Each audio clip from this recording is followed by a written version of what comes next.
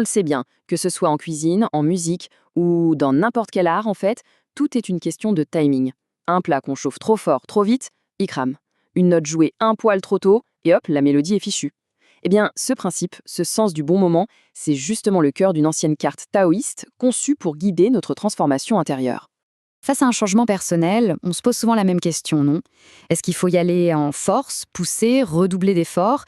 Ou est-ce qu'il faut plutôt trouver le bon rythme, la bonne pulsation, et juste s'harmoniser avec ce qui se passe? C'est pile à cette question que notre carte va répondre. Alors voilà le programme.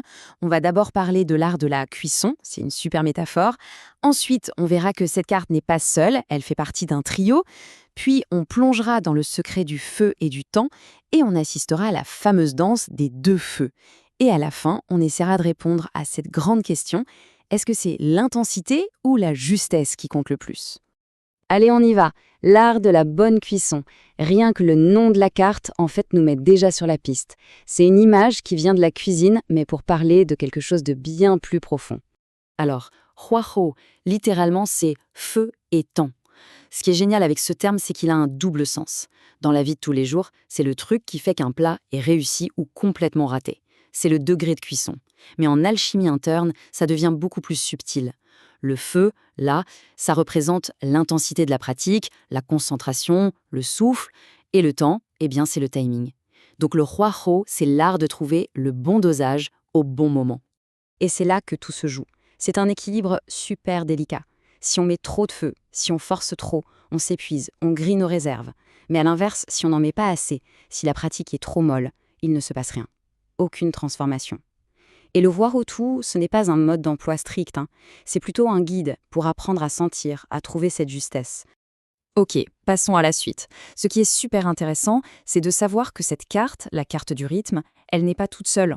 En fait, elle fait partie d'un trio de cartes hyper importantes. Chacune donne une vision différente du voyage intérieur.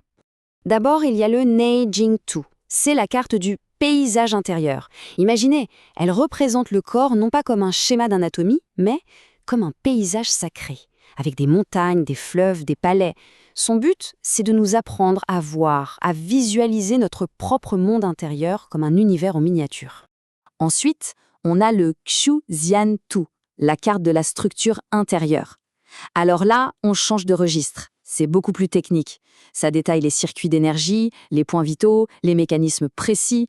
Si la première carte était poétique, celle-ci, c'est un peu le plan de l'ingénieur, quoi.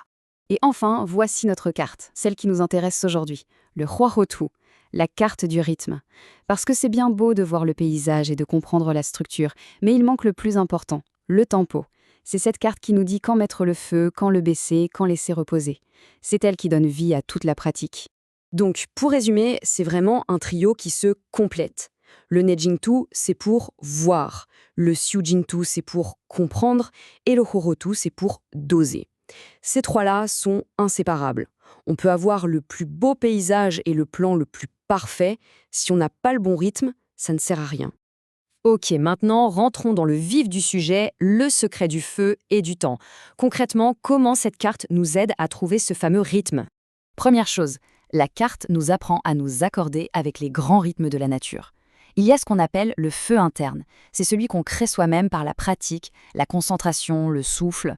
Mais la vraie clé, c'est de l'harmoniser avec le feu externe, c'est-à-dire les saisons, le cycle du jour et de la nuit, les phases de la lune. En gros, on ne pratique pas dans une bulle. Il y a une citation ancienne qui dit « Les sages transmettent le remède, mais pas le feu ». Et le feu a toujours été connu de peu de gens.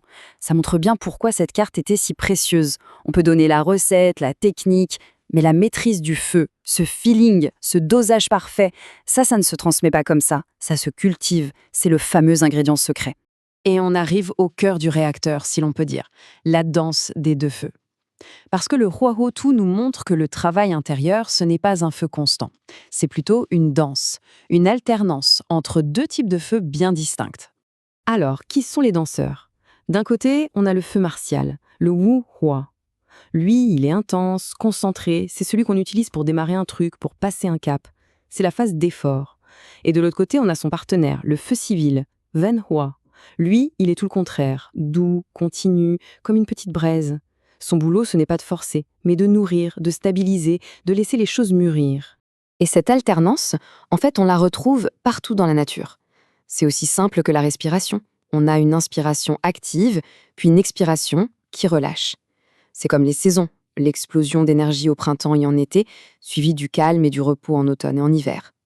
Le travail intérieur, c'est pareil, ça suit exactement le même schéma. La carte va même plus loin, elle nous donne un cycle en 4 temps. Étape 1, le feu ascensionnel pour réveiller l'énergie. Étape 2, le feu harmonieux pour stabiliser tout ça. Étape 3, le feu descendant, là on calme le jeu, on ancre. Et enfin, étape 4, l'arrêt spontané, où tout trouve son équilibre naturel et le feu s'arrête de lui-même. Et voilà la grande leçon de cette danse.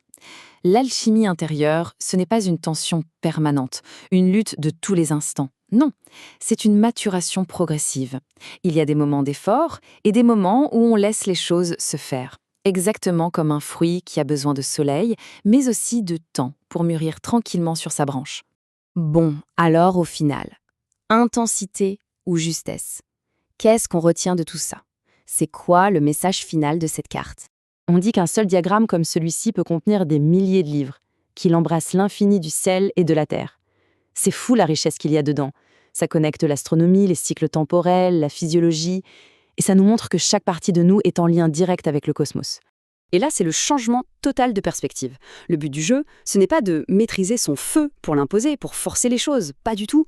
Le but, c'est de devenir tellement à l'écoute, tellement sensible, qu'on arrive à accorder son propre rythme intérieur sur le grand rythme de l'univers. Ce n'est plus une lutte, c'est une résonance.